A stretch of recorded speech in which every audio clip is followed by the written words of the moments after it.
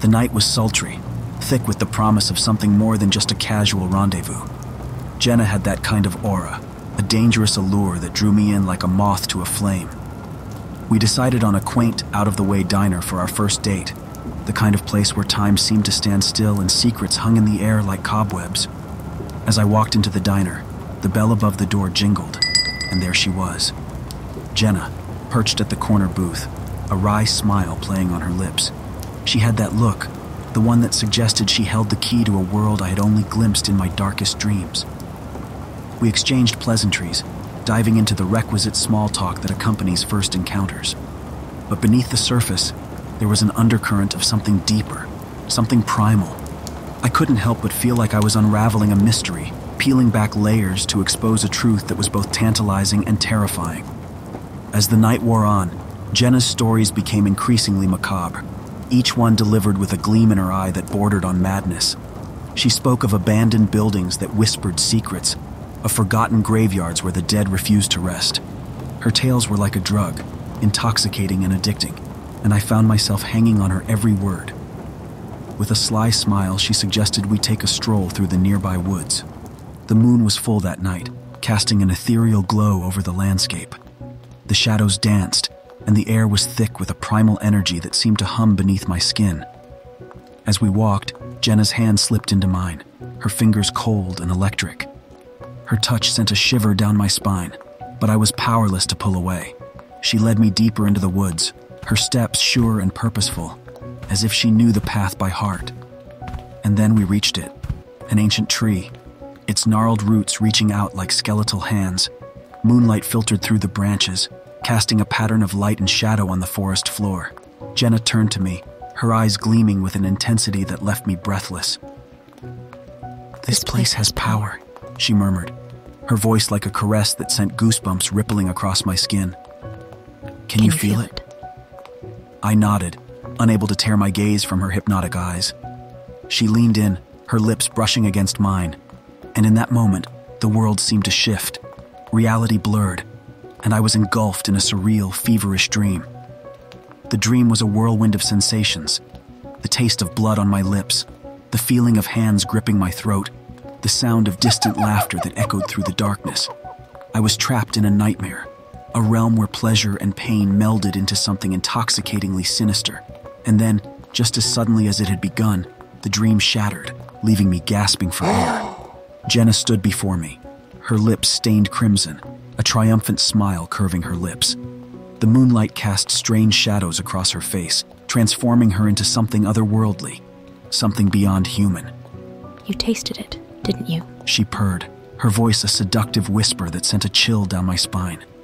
The darkness that courses through my veins. I stumbled back, my heart pounding, the weight of the nightmarish encounter pressing down on me. Jenna was no ordinary woman. She was a creature of the night, a siren who lured unsuspecting souls into her web of darkness. I turned and fled, the woods a blur as I sprinted back to the safety of civilization. The night was haunted by the memory of Jenna's touch, the taste of the forbidden that still lingered on my lips. And as I lay in bed that night, unable to escape the tendrils of her allure, I knew that I had danced with the devil, and that my soul was forever marked by the touch of the supernatural.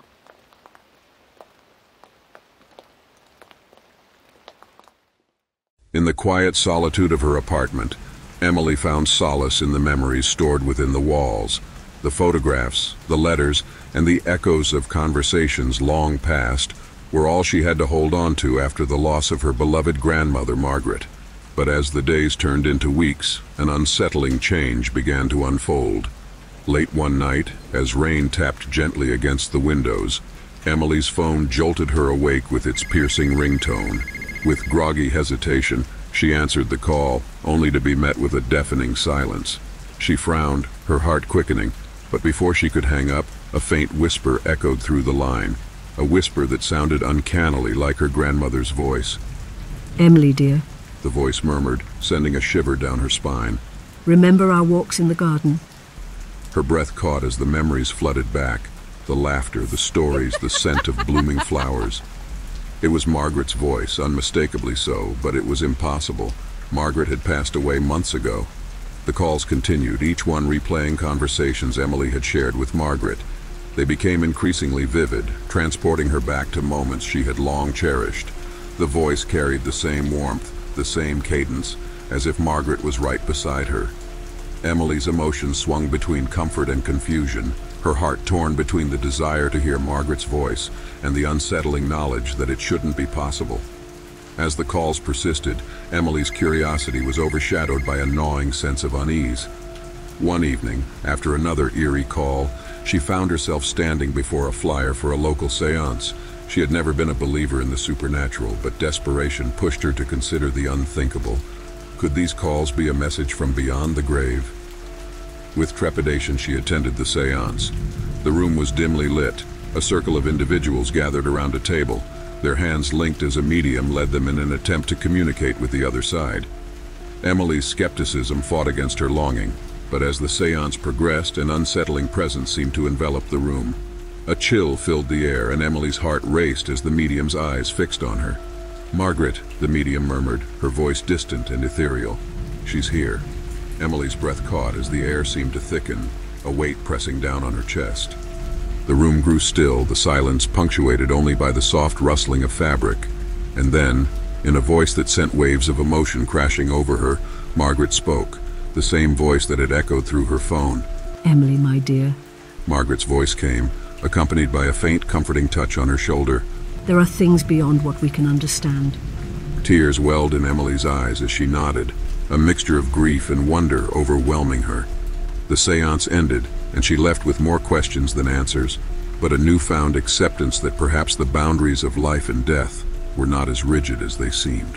The calls from Margaret continued, the comfort they brought intertwining with the unsettling knowledge that something beyond the natural world was at play.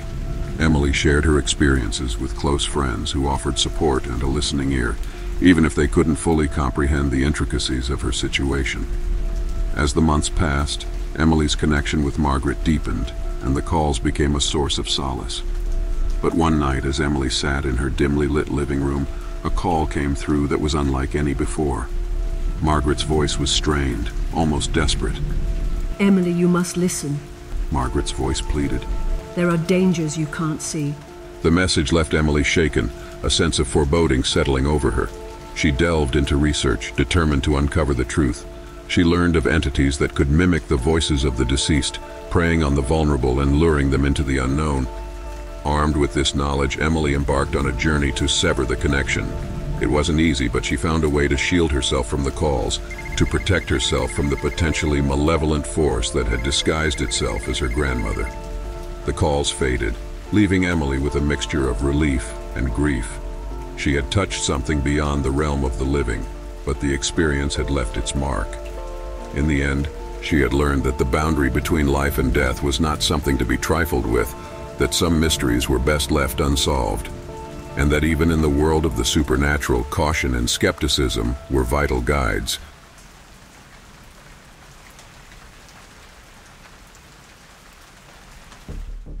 I've always been a risk taker, thriving on the edge of danger and the adrenaline that comes with it.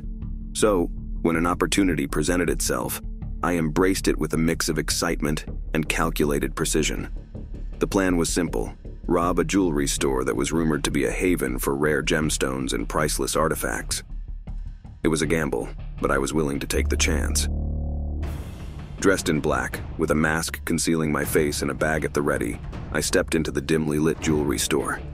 The display cases glimmered with their precious contents, each gem a promise of wealth beyond my wildest dreams.